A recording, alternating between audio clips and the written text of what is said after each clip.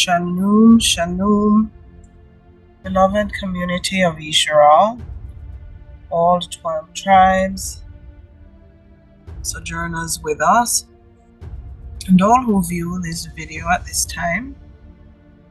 It is indeed a beautiful Yom or day. Of course, the Abrith or Hebrew word for day is Yom. So it's a beautiful Yom that the Most High has made. And of course, we are giving him all thanks and praise.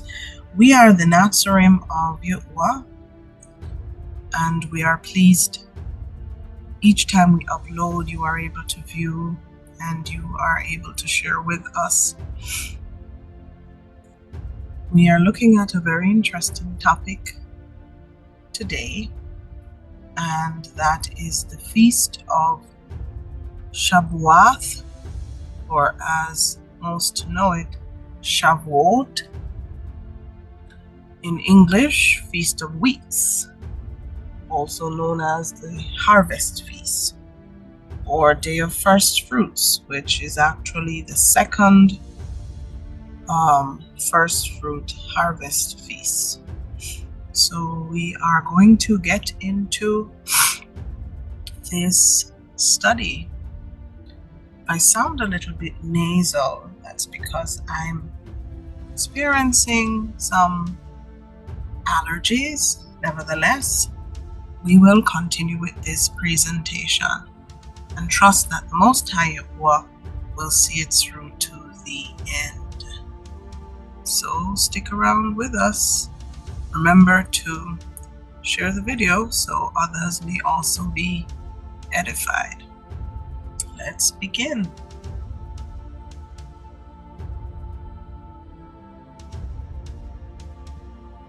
Now, the Feast of Weeks, or Shabuath, took place 7 full weeks, or on day 50, following the Feast of the First Fruits waving of the sheaves, or waving of the Homer. It was also known in the Greek language as Pentecost. So most persons having read the Renewed Covenant would know the Feast of Weeks by its Greek description, the Feast of Pentecost. But it is really called the Feast of Shabuath or Shavuot.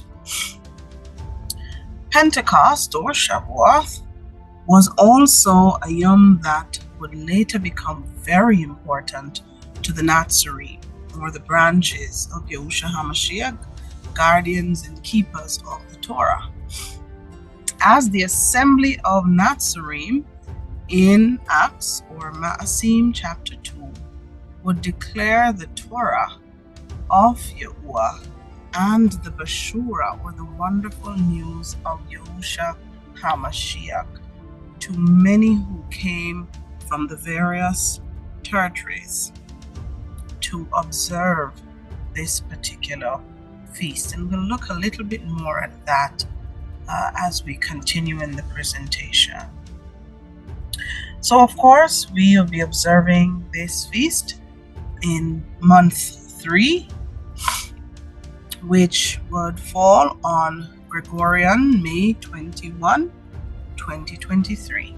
So, for those who want to observe the feast, you've never observed it before, stick around with us so you may understand what this feast is about. And again, it comes up in month 3. As we know, the year does not start in Gregorian January, but it begins with spring. And so month 3 is usually when this feast is observed. And this will fall on Gregorian May 21, 2023. Others may communicate various dates, but we're not going to get into a debate over the dates. We would have attempted to explain in our other feast videos, Pesach or Passover, unleavened bread, etc., the dates and how we reckon the year. Right? So Let us continue. Hadabarim, or Deuteronomy 16, verses 9 to 11, tells us, count off 7 weeks from the time you begin to put the sickle to the standing grain, then celebrate the Feast of Weeks to Yahuwah your Elohim by giving a free will offering in proportion to the barakim or blessings Yahuwah your Elohim has given you. And rejoice before Yahuwah your Elohim at the place he will choose as a dwelling for his name. You, your sons and daughters, your male and female servants, the Levites in your towns, and the foreigners, the fatherless, and the widows living among you. So from these verses we have understood we are to count 7 weeks exactly from the time of the first harvest, which would have been for the first fruit waving of the sheaf. And this, of course, is described in Wikara or Leviticus 23, which we'll look at in a bit. But we're to count from that Yom, first fruit harvest, waving of the sheaf, 7 weeks, no more, no less. And of course, we are also told we must bring an offering, whatever it is we are able to give, as Yahuwah has prospered us, or as Yahuwah has Baruch, which is the Abrith or Hebrew word for blessed. So as he has Baruch or blessed us, we give. So this is not asking us to bring any false tithe money. This is saying we give. And of course, if you watch our video on tithe and offering, you will observe as we walk through scripture that describes various categories of people that we can give to. You know, the widows who have no one to take care of them, orphans who have no one to take care of them, the poor among us, those who may have ministered to you, you can give unto them as well, you know. And of course, we can invite as many people, family, those who are less fortunate among us, or neighbors, to this particular feast. So it's like a family affair. Praise the Most High Yahuwah. The Feast of Weeks commemorated the first fruit of the wheat harvest, while the Feast of Waving of the Sheaves commemorated the barley harvest in most instances.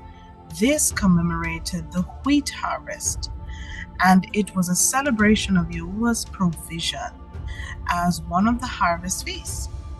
Yisrael was instructed to present grain offerings to Yahuwah, and we can reference Leviticus or Wikara 23 verse 16. Let us look at what is said about first fruit waving of the sheaf and how it progresses into the 7 weeks or 50 yomim, 50 days, and then the first fruit wheat harvest, which is the waving of the loaves, comes up immediately after. So Leviticus or Wikara 23 verses 10 and 11, and then we'll go into verse 15, and it says, "Speak to Yisrael and say to them, when you enter the land I am going to give you, and you reap its harvest, bring to the Khan," or some would say Kohen, which is the Abrith for priest, "a sheaf of the first grain you harvest. He is to wave the sheaf." And of course, a sheaf is cut stalks of grain that have been tied together, bundles of grains. So he is to take the sheaf and wave it before Yahuwah, so it will be accepted on your behalf. The Khan or the priest is to wave it on the Yom after the Shabbat. So after the weekly Shabbat, which falls on the first Yom of the week, or the first day of the week, that is when the waving of the sheaf took place. What does verse 15 say? And you shall count unto you from the morrow after the Shabbat, from the Yom or the day that you brought the sheaf of the wave offering, 7 Shabbats shall be complete. 7 Shabbats complete. Let's go to verses 16 and 17. Even unto the Yom, or the day after the Shabbat, you shall number 50 days, or 50 Yomim. And you shall offer a new meat offering or grain offering to Yahuwah. So they offered a grain offering from the first harvest. Now for the second grain harvest, they are required to offer a new grain offering. This is at the end of the 50 days or 7 Shabbat, 7 weeks. And you shall bring out from your habitation 2 wave loaves of 2/10 deals of flour. They shall be of fine flour. They shall be baked with leaven. They are the first fruits unto Yahuwah. So we attempted to illustrate here what those verses were saying. So we see where it is exactly 50 days or 50 Yomim, 7 weeks. The count begins from the first grain harvest, which is the waving of the sheaf, first fruit waving of the sheaf. 50 days later, or 7 weeks later, we have the first fruit wheat harvest, which is the waving of the loaves. So the first one had the waving of the sheaf. The second one, which is the new grain offering, is the waving of the loaves. It continues in verses 20, 21 and says, the priest or the Kohen, the Khan, shall wave the loaves of the first fruits as a wave offering before Yahuwah with 2 lambs. They shall be dedicated to Yahuwah for the Khan or the Kohen. And you shall proclaim on the same Yom, the same day, that this is a dedicated convocation to you. Again, if you look at our video on the pagan words, you will observe there are some words that we may not say, we may spell, or we may say the words that we say instead of. And that is because some words are the names of or associated with different mighty ones or worshipped gods. So this particular feast is also a time to assemble. It's a time to separate ourselves from the life of going to work and doing everything else around us, and gathering with each other to feast and rejoice in Yahuwah. The verse continues, it says, you shall do no customary work on it. So we don't go to work on this Yom. It is a law forever in all your generations. It does not end. It has not been done away with. It continues throughout the generations.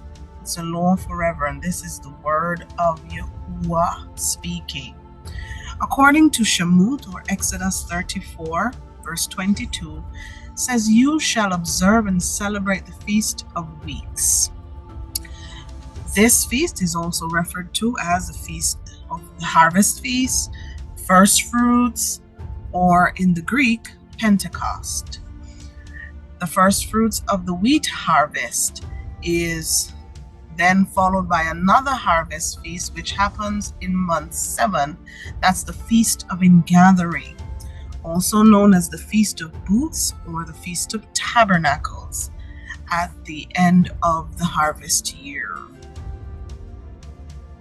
Now, some may say it can't be 50 Yumim or 50 days exact because of the time it takes wheat to grow. Now, when we look at the example of Exodus 9 verse 32 or Shavuot 9 verse 32, we see where the wheat was already planted in that time. This was when the children of Israel were in Mitzrayim or Egypt. The wheat was already planted, just like the barley was already planted, but the wheat was a late season crop. So it had not yet sprouted from the ground when the plague of hail struck. Let's look what these verses say.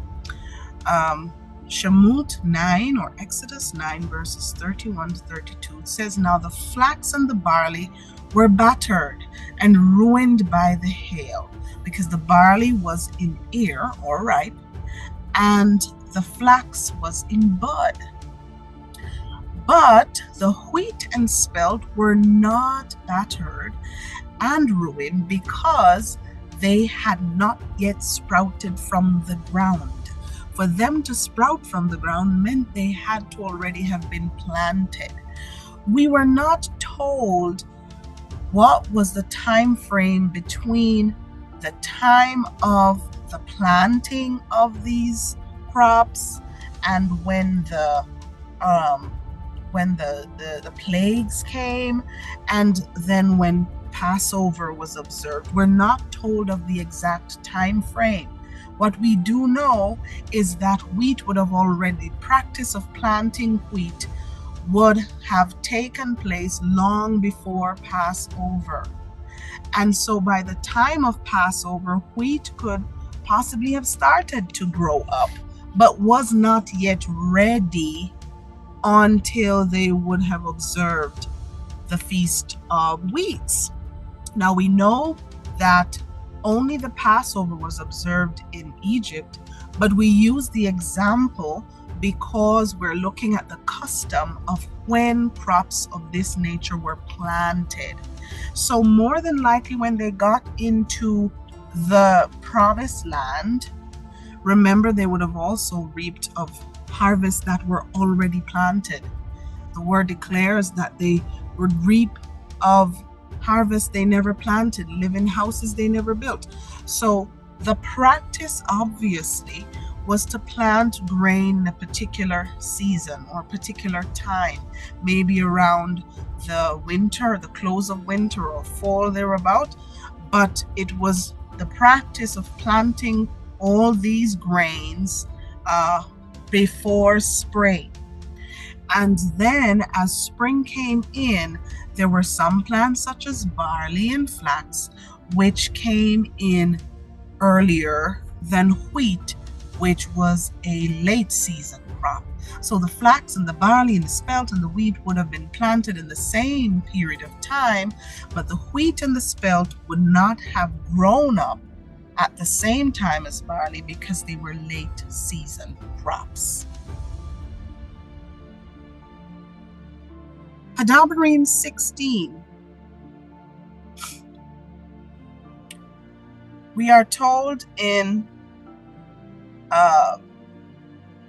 the script that there were 3 times per year when the men were to appear before Yahuwah. So 3 times per year the men were supposed to appear before Yahuwah.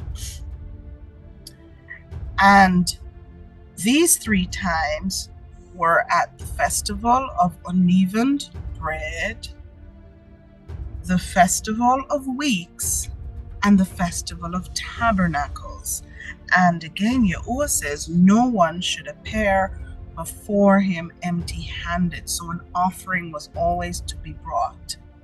And this is, of course, chapter 16, verses 16 and 17 of Deuteronomy or Hadabarim.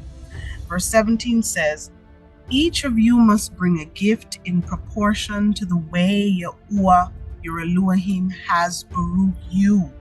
So as you are blessed, as you are prospered, that is how you give.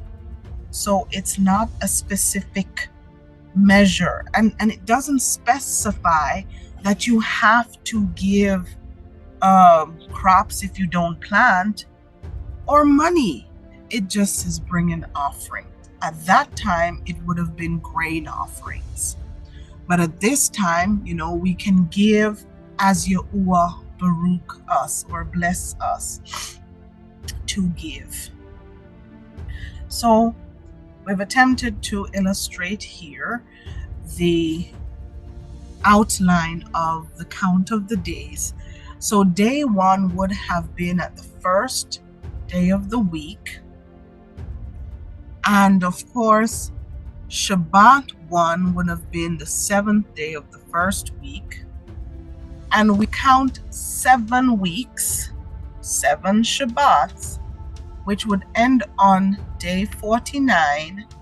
And the day immediately after that would be Shabuath, which is day 50.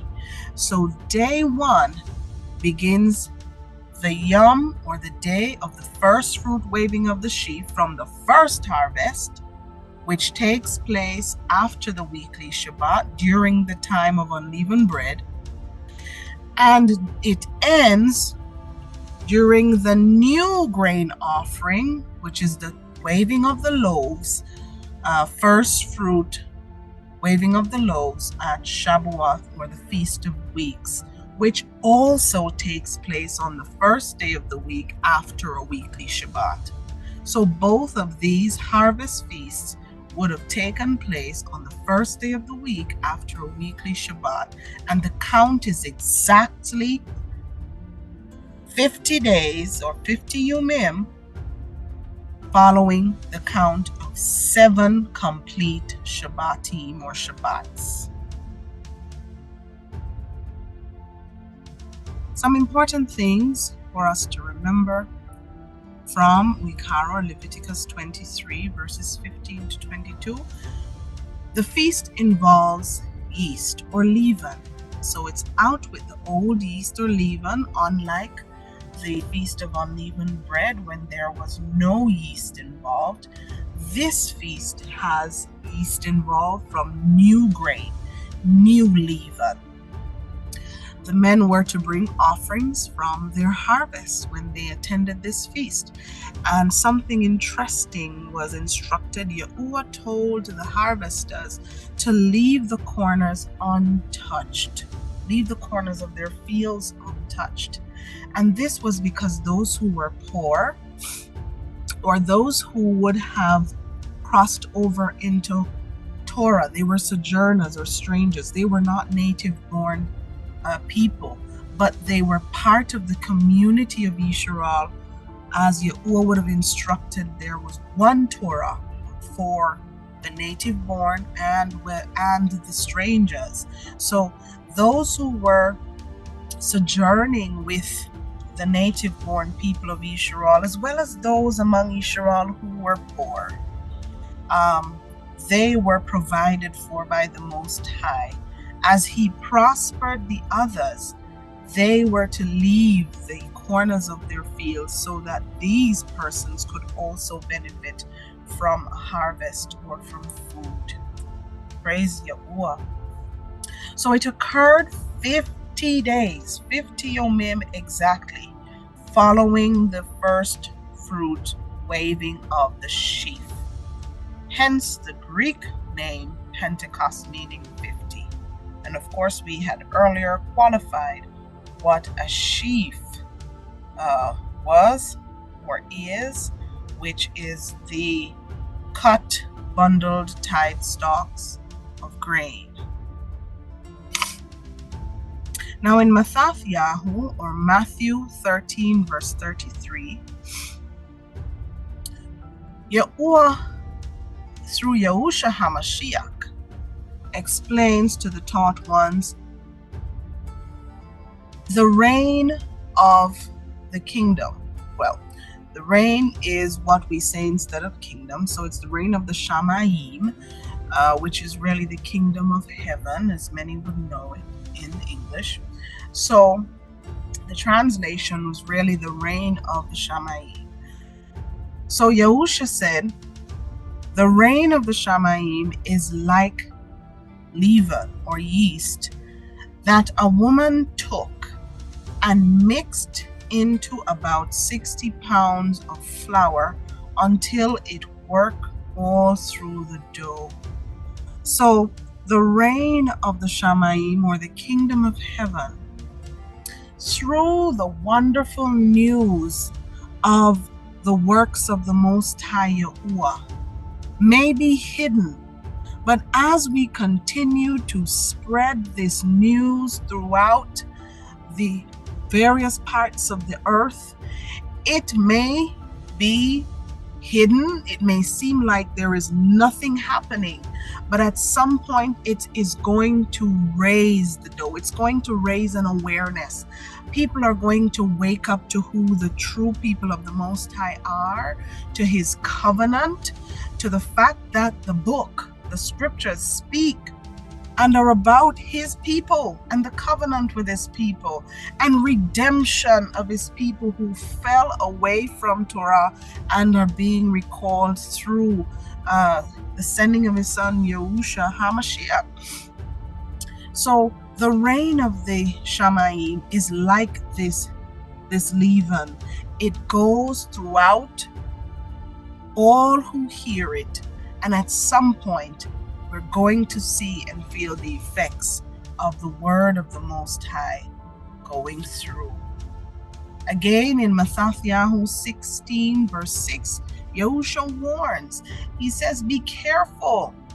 Be on your guard against the yeast of the Pharisees and the Sadducees. So there are religious entities amongst you or amongst us that are also spreading their doctrines and traditions and what they think the word is saying, or their selfish ambitions. Be on your guard. Be careful of that leaven, because it also spreads and has its effect. But if we continue to feed on the word of the Most High Yahuwah, the truth of Yahuwah, then we will be able to differentiate truth from error. Praise the Most High Yahuwah. Paul attempts to clarify what these evil leaven is. The leaven of malice and wickedness, or lawlessness.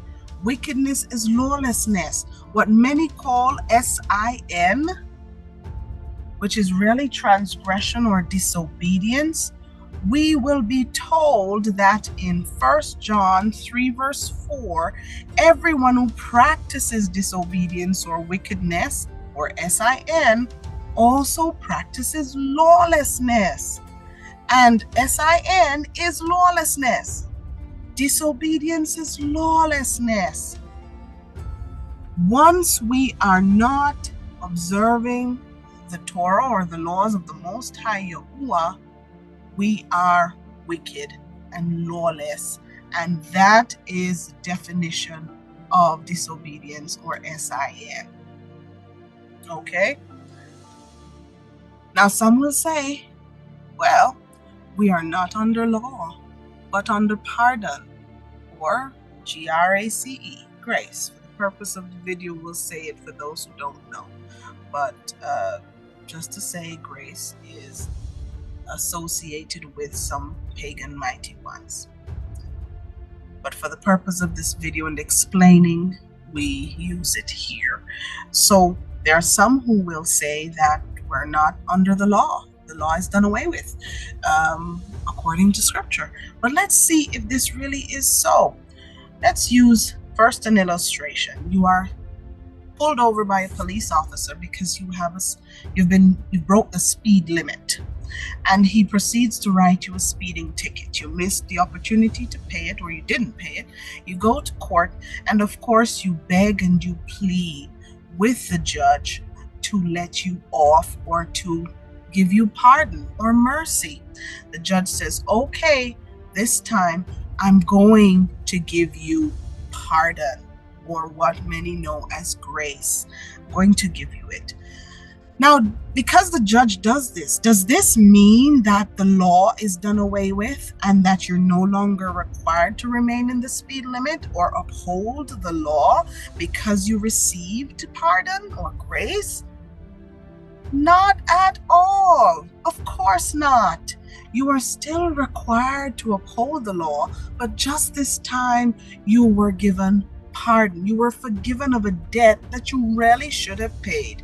You are forgiven of a penalty that really should have been meted out to you. The same applies to us. We have broken the law. Yahuwah sent Yahusha so that we may be pardoned. Pardoned means that we're now redeemed and should continue or go back to what Yahuwah expects us to do, which is to obey his law, obey his Torah. Paul says in Romans 3:13, do we nullify the law through the belief? Absolutely not. On contrary, we uphold the law.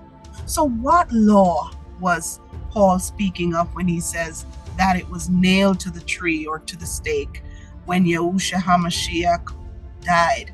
Well, those were the sacrificial laws that were required to be presented for forgiveness. Those were against us because, for example, if you committed murder or adultery in those times, there was no sacrifice that was put in place for the atoning of those crimes. The penalty was death. The penalty was death. So those were against us.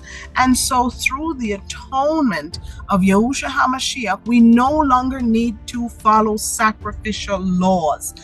Those are the laws which have been done away with, which also amounted to the law of crimes and death, or sin and death, disobedience and death. For the wages of disobedience is death. So, my friends, moral law and the observance of the feasts were not done away with.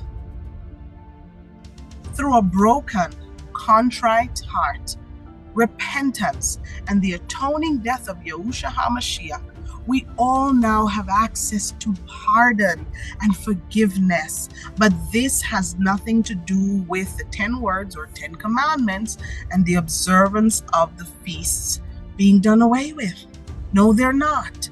Otherwise, laws against stealing and taking life, which are part of the 10 words or 10 commandments, would also have been done away with. So the laws Paul referred to were not the feast laws or the moral laws, but those were the sacrificial laws which were against us because the inability to present a sacrifice meant death, or if there was no sacrifice in place, it meant death. But Yahuwah so loved his people that he sent his son Yahushua HaMashiach to be the ultimate atonement for crimes. Well, let's continue with the feast. So the dedicated assembly was expected to be held and is still held for the feast today. We're still required to come together to praise and worship and feast, eat and drink and praise the Most High Yahuwah, studying his Torah, his word, his truth during the feast of Shabuath. Numbers, or Bamidbar 28 verse 26 says, at the festival of harvest, same feast of weeks, when you present the first of your new grain, remember there was the first grain presented during first fruit waving of the sheaf. This is now the new grain through the presenting of the loaves to Yahuwah. You must call an official yom or day for Kudash Mikra, or dedicated assembly. And you may do no ordinary work on that yom. So we're not supposed to be going to work, but spending time with the Most High Yahuwah. It was said to be the anniversary of the giving of the Torah on Sinai and the giving of the power of Yahuwah at Shabuath or Pentecost through his dedicated Ruach or spirit. Some would say Ruach. So Yahuwah would have spoken to one man at Sinai, but he spoke to thousands through those who were in the upper room at Shabuath in Acts chapter 2, in all the languages that were represented. And of course, we see the references of Shavuot or Exodus 20, verse 18, and Ma'asim, Acts, verse 2. But this outpouring of the Ruach of Yahuwah would have been prophetically uttered long before. In Yashayahu or Isaiah 11 verses 1 to 3, it tells us a shoot will come up from the stem of Jesse, from his roots a branch, and the Hebrew word for branch is natsar, will bear fruit. So a natsar will bear fruit. The Ruach or spirit of Yahuwah will rest upon him, the Ruach of wisdom, the Ruach or spirit of understanding, the Ruach of counsel, the Ruach of might, Ruach or spirit of knowledge, and also of the fear of Yahuwah will rest upon him, and he will delight in the fear of Yahuwah. So this sevenfold spirit will rest upon Yahushua HaMashiach and also rest upon us as his people. Yahushua said, greater works than what he did we shall do. And so the same sevenfold Ruach, the same sevenfold spirit that fell upon Yahushua HaMashiach is also upon us, even as we receive the immersion of fire by the Spirit of the Most High Yahuwah. It's not a trinity, okay? Now in Yeremiah or Jeremiah 31 verse 3, it tells us prophetically, for this is the covenant that that's Yahuwah speaking, will make with the house of Israel. After those days, those Yumim, declares Yahuwah, I will put my Torah, my instructions, my law in them, and I will write it on their hearts. So it will become more a law. It will be on our minds. We will feel it. We will know when we're doing something wrong. The world calls it conscience, but it's really the heart of man that is troubled because of the instructions of Yahuwah written in our DNA, written in our rukuth, in our spirits. He says, I will be their mighty one. They will be my people. It is through his truth, through his instructions, his law, and his spirit that we make the connection with him. Again in Yakazakal or Ezekiel 36, verses 26 to 27, he says, and I will give you a new heart, and I will put my new Ruach in you. And I will take out your stony, stubborn heart and give you a tender, responsive heart. And I will put my Ruach, my spirit, in you, so that you will follow my decrees and be careful to obey my Torah or my instructions. It's not by might nor by power, but by the Ruach, by the Spirit of the Most High Yahuwah, that we are able to follow his decrees and his Torah. Without that connection to his Ruach, through his Ruach, through his Spirit, it is difficult. Unless by the Spirit of the Most High Yahuwah, it is difficult for anyone to accept his Torah unless they're connected to him in spirit and in truth, through his spirit and through his law. His law is truth. His law is truth. John Or Yochanan 4:24 says, Yahuwah is Ruach, or is Ruach, or is spirit. And those who worship him must worship him this way. Worship him by his spirit and his truth. His truth is law, is his word, are his commands. How do we know that? Tahalim, or Psalm 119 verse 142 says, your righteousness is an everlasting righteousness, and your law is truth. Your Torah is truth. Your instructions, that is truth. Everything else is tradition, is a lie, are the leaven of the Pharisees, doctrines of men. This is the leaven that we're careful not to follow, but instead the leaven of truth, the leaven of the reign of the Shamayim, the reign of the Most High Yahuwah, his truth. This is what we should be speaking and spreading throughout the earth.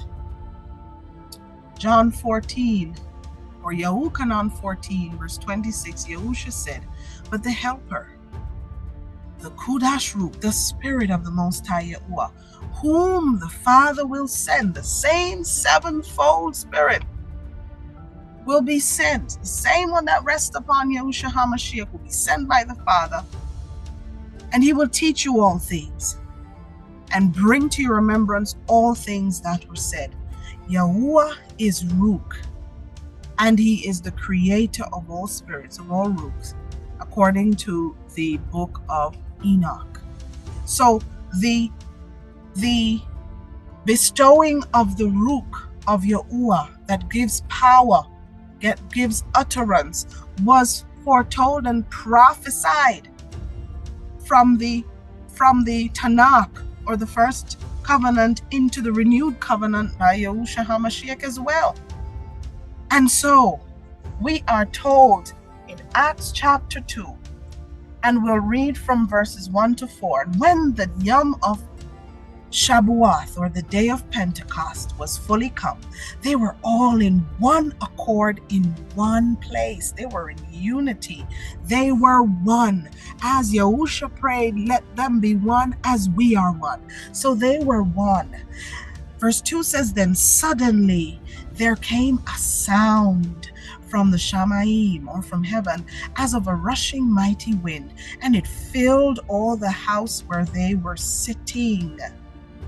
And there appeared unto them cloven tongues like as of fire, and it sat on each of them. And they were all filled with the Ruach of Yahuwah, the Spirit of Yahuwah, that sevenfold Spirit that gives wisdom, understanding, the fear of the Most High Yahuwah. All of that, it fell upon them, and it continues upon us as his people. And this power gave them the ability to speak in various languages. Verse 11 of Acts 2 tells us that the men of the different territories of different countries, they said, we hear them speaking in our languages the wonderful works of Yahuwah, the Bashura, the Torah. They were speaking the Torah of Yahuwah, and we know that because when Kafah, or Peter, stepped forward, he began again to speak from the Tanakh, from the book of Yahuwah or Joel, what was prophetically uttered, that the Spirit, the Ruach of the Most High Yahuwah, would fall upon us in these times, and our sons and daughters will prophesy. Dreams will come upon the old men and the servants and the women and all of that. Everything that Yahuwah prophetically declared and said he would do, when he said, I will give you a new heart, I will place my Torah in you, and I will give you a new spirit. My Ruach, my Spirit will be upon you. I'm renewing you. Redemption will come. You will come back to me, come back to following my instructions. But instead, we have many who are following their own ways. They're following the pagan celebrations of this world. They don't want to observe the feasts of Yahuwah. This is what Shabuath is about. Is about remembering the Torah of Yahuwah from Sinai. Is about remembering how Yahuwah caused his Torah to be written on our hearts. There's a renewed covenant. He has renewed and refreshed his covenant with us as his people. And his fire, the Ruach, the Spirit of the Most High Yahuwah is within us. And as we speak his Torah, as we declare his word, as we rejoice in him, it's like leaven that will go through this world. New leaven that will spread and cause his people to rise up and to serve him and to bask in the many barakim or blessings that he has in store. Praise the Most High Yahuwah. So in summary, this particular feast occurred late spring, early summer. It was surrounding the waving of the loaves made from wheat. Some may say, but what do we eat during this time? Well, it's a harvest feast. So naturally, we know already that leavened bread was part of it, but we also know ground provisions would have been part of it. The waving of the loaves took place with a lamb, and all offerings that were brought to the priest were really for the priest. And so we know lamb was also eaten. So it's predominantly farm produce that would have been consumed. The word for this feast in Abrith or Hebrew is Shabuath, meaning 7 periods or 7 weeks. And of course, this speaks to covenant, because the Shabbat or Sheba also spoke to covenant, the renewing of covenant. And so this was a renewal of the covenant made at Sinai, again in Acts 2. And the word of Yahuwah is now within us, ingrained in us, has been imprinted on our DNA. And this is how we can tell, even without someone else telling us. This is how the laws across the world could be the same without one entity or one person in the world saying this is so. The whole world knows that laws should be against stealing. Laws should be against taking lives. Children should honor parents. Just like we should worship only the Most High and none other. And of course, the observance of the Shabbat, resting. That's his covenant with us as his people. He says this is for his people. So this isn't for everyone. This is for his people and him in covenant. And of course, the Greek word for the feast is Pentecost, which means 50. And in English, it speaks of the Feast of Weeks or the Festival of Weeks, also known as the Festival of Harvest or the Harvest Festival. And it is also called First Fruits, as it is the second of the First Fruits feast, Harvest of Grain. It is also the second of 3 overall appointed feasts, which we read of in Hadabarim, when the men would come before the Most High Yahuwah. It was a time for a dedicated assembly, and still is, when we gather together with friends and family and those who may be less fortunate among us. And we're required to bring an offering. As we are prospered or blessed or Baruch by the Most High Yahuwah, we give. We give. Give to someone. Give to someone who is less fortunate. Give to someone or a ministry that has ministered to you. Give to a widow who has no one to take care of them. Give. It is in our giving we receive abundantly. And it's also a time to remember, obey, and share the leaven of the word of Yahuwah.